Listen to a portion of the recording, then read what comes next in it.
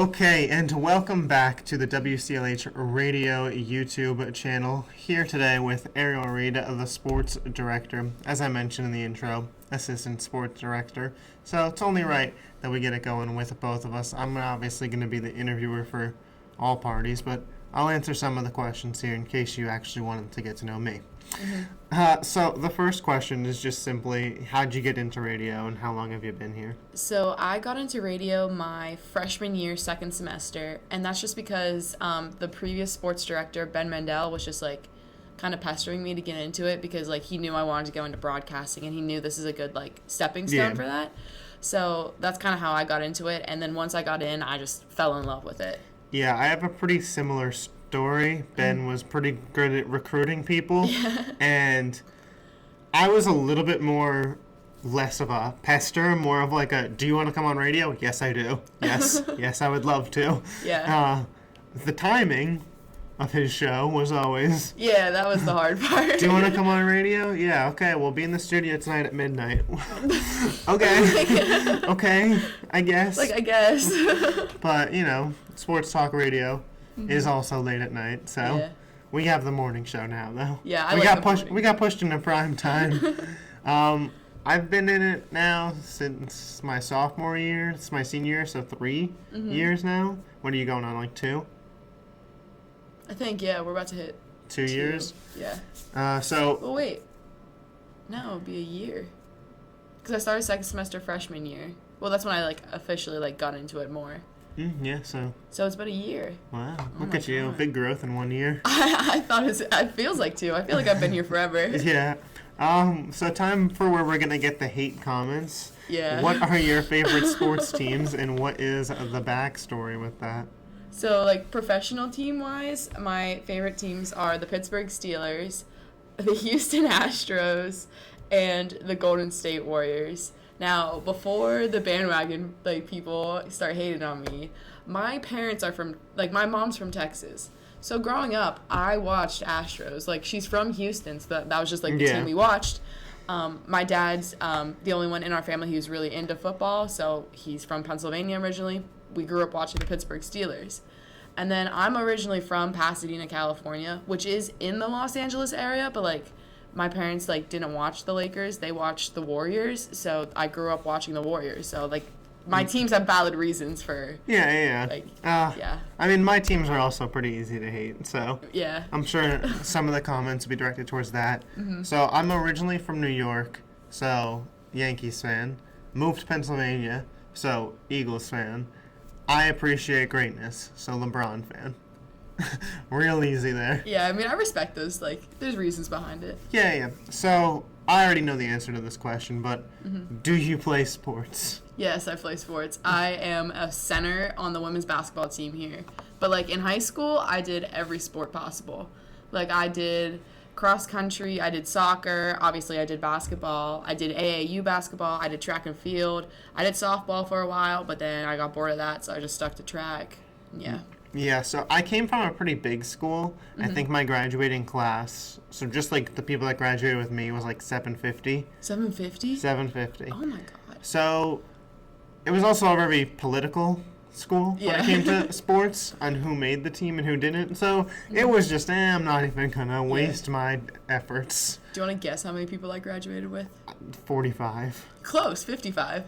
Yeah. But, I mean, we still have that politic game, though, so I understand where you're coming from. Yeah, but you're competing with a little bit less. Yeah, it's who's cousins with who for our I know, school. but, like, you graduated with 55. Yeah. So, like, cut that in half, then it's, like, 23 girls. I think we had 15 on our basketball team. Right. So how many of those 23 wanted to play? Yeah. Odds are you can make the team if you really wanted to. And obviously you were good enough to get to the collegiate level. Yeah. Well, But my point being, like, anybody could have been a bench player probably. Yeah. I mean, it's kind of... I was the only 6-foot girl in my school, so... That also. Yeah, that helps just a little. Guaranteed. So, kicking it back to radio, what's your favorite part of radio? I like the dynamic that you, me, and Martell have. Like, I just feel like we both... Well, I know you and Martell like to do the, was it Skip and Bayless? Is that... Skip and Shannon? Skip and Shannon, yeah. Like, that's, like, the comparison I like to make for it. I just like our dynamic in the studio and how, like, we all like kind of like, I don't know, mesh together well. Yeah, I mean, I think doing something like that just creates friendships, really, at the Yeah. end of the day, more so than you would think. And hopping into any co-curricular, like, Yeah. that's going to happen. And it's just one of those things where they tell you at college, like, sign up for as much as you can, do as much as you can, and you're like, yeah, whatever. No, at the start, but, like, you really, like, I wish I was in radio a year earlier. Yeah, same. Like, I wish I would have started right off the bat my freshman year. And it's, yeah, I mean, you got to dive head in. I guess my favorite part of it, aside from what you said, would just kind of be getting to talk sports every day. As, like, crazy as that sounds, like, just getting to do it in a setting where I get professional experience. And I mean, like, we've learned that, like, it does have an effect. Like, we have people that listen to the show all the time and, like, come to us with things. Yeah, I had somebody approach me in the sub yesterday. They were like, oh my God, you're Ariel, you're on the show. And I was like, yeah, I'm on the show. Like, I don't know, you just feel like a celebrity kind of whenever people approach you. I wonder which show they meant when they said the show, but we can get to that. I'm pretty sure it was the sports show. That's good. Do you have a least favorite part of radio? I mean, my only complaint was last year, the time, like the 11 o'clock at night time. But like now that we changed that, I don't think there's anything I don't like about radio. Yeah, I mean, there's nothing like crazy. Yeah, I mean, like, I really enjoy it, obviously. Like, I want to do it for the rest of my life, so how many complaints can I really have about it? There is this certain aspect of sometimes it hinders your social life. Yeah, that's true. Because you have to be doing research and whatnot, but Yeah. it's nothing that I would ever give up. Yeah, same. Yeah, it's work, but I enjoy doing the work. Exactly. So it's not like actual work. So, your future career plans, you mentioned maybe getting into broadcast. If you had to, like, really narrow it down. To be as specific as possible, I want to be a sideline reporter for ESPN, working in the NBA. Yeah, so mid-game interviews, post-game interviews, kind of like a Rachel Nichols type vibe. Yeah, like Rachel Nichols, yeah. Yeah, perfect. That's pretty. I mean, I could definitely see you in that role. Yeah, or even hosting my own show, that'd be cool. I think it'd be really funny because, like, especially if they like put you in heels. Yeah. You'd be taller than some of the players. Yeah. So, yeah. What do you think about your game tonight? Yeah, it'd be so awkward. And Cause it's like just- all the 5'1" reporters going like this. Yeah. Like, no, I'll be at like eye level. Yeah, or if it's like Isaiah Thomas had a good game, you're like, so what'd you think, Isaiah? And like you're looking down on him. I think it creates definitely a funny potential aspect there, but you know, Kevin Durant, you're still sitting Yeah, I'm there. still going up. Still looking up at KD if you do it that way. For me, I think anything sports analyst, I would prefer to be on TV or radio, but you see the articles I write now for the Beacon. Like, I don't mind doing it. Just anything where I get to throw my opinion out there in the sports world. I'd love to be on a debate show, but I know there's years that go into that versus, like, they don't just throw you on a debate show. Yeah, you have to be a writer. You have to... You build some credibility, and then you can be plugged in there. But I think that would be my ultimate goal. So, what other co-curriculars are you part of here? That's a good question. So I participate in almost all the co-curriculars indirectly. I'm the sports editor for the Beacon. I'm the sports director for the Wilkes Now TV, and then obviously sports director for radio. And then I'm in Zebra. Right now, I'm the financial officer of the dance marathon team, like that group. Yeah. But I want to get more into that because like I started to like look into strategic comm and like PR, and like I kind of want to do like PR for an NBA team. Yeah, that could be cool. Yeah. What do you do, like, for those other ones? I mean, just if somebody watching is, like, interested in the other co-curriculars, like, what are the other ones like? So for newspaper, I kind of just decide content, like what we're going to cover professional story-wise, Wilkes story-wise, since we are a Wilkes paper. I do that. I take photos for the games. I put everything in. I edit the stories to make sure they're in AP format. They just flow well, that kind of stuff. I do the layout, too. And then for TV, I write the script. I go out in the field, get some pre-recorded segments. Either myself or my assistant sports director will like compile those videos together. And then for radio, I kind of try to get coverage for like Wilkes school games. Those have been kind of hard just based on all of our schedules. Plus everything going on. Yeah, with everything going on, it's really hard just to get people into the game to, like, cover it. With that also, I just make sure everything's running smoothly. Like, our equipment's up. I upload our shows into the Google Drive. I'm trying to think what else I do. I think that's pretty much it for those three. And then for Zebra, I'm doing finance for that right now, so I just do spreadsheets. Yeah. So, in case you were wondering, my responsibilities as assistant sports director, it's a little bit more different. I'm a little bit more just hands-on with the show itself. I do the, what would you call it, layout, planning, itinerary for the show. So, before each show, everybody that's on has like a set idea of what we're going to be doing, what we're going to be talking about at what time.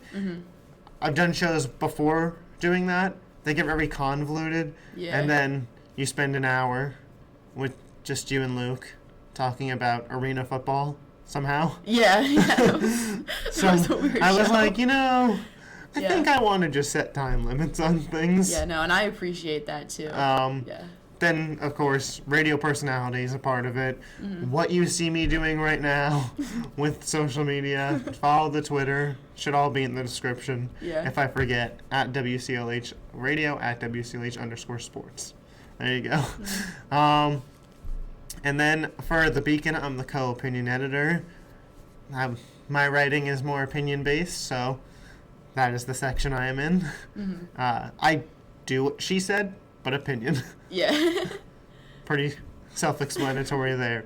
So, before we wrap this up, you're not only on The Huddle. You're on Club Hour Classics. And this is a little intro for me, just because I've asked you guys about it, and I've never gotten a real clear answer about what it's about. So now that you're in the spotlight, we need a clear answer. What is this show about? So I feel like I can't describe the show without giving a little bit of backstory to it. So as you know, in Com 102, you have to do a co-curricular. Now, my second semester freshman year, whenever I took it, I was in every co-curricular. So I was like, Dr. Briseño, I have nothing. Like, there's nothing else I can do because I'm already in everything. But my two friends originally, Lindsay Scory and Maddie Kynard, they needed something to do. And Danielle, I didn't know her originally. Like, I met her in Com 102. And she, needed something as well. So I was like, okay, I'm in radio. You guys kind of seem like you like to talk because, we always had great conversation dynamics. You guys just don't shut up. And I was like, okay, let's do a radio show. And so we created a playlist. I think the first thing we did was iconic female artists or something simple like that. And from there, we kind of just blew up. We all loved it, and we all just wanted to keep going with it.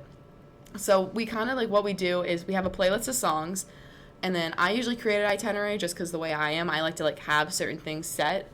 And we play a song, and then we talk about the song, and it kind of turns into a music podcast where we talk about the song, what we feel about it, and then really honestly we go off in tangents about different things. I think our last episode we were talking about Comic Sans being a font and whether or not you should ever use it. And so it's which song sparked the debate about Comic Sans? I'm trying to remember. It was on Lindsay's show. It was her first song, and I don't know why we were just. I think we were talking about how the song made us feel like certain fonts, and if we wanted to define each other for different fonts. Yeah, it's honestly, it's a modge podge of anything and everything, and it's kind of, I feel like the best way to describe it is a podcast. It's just us talking, enjoying life, talking about the stresses of life at times. We talked about the Wellness Day for a while. Yeah, I mean, it definitely makes sense.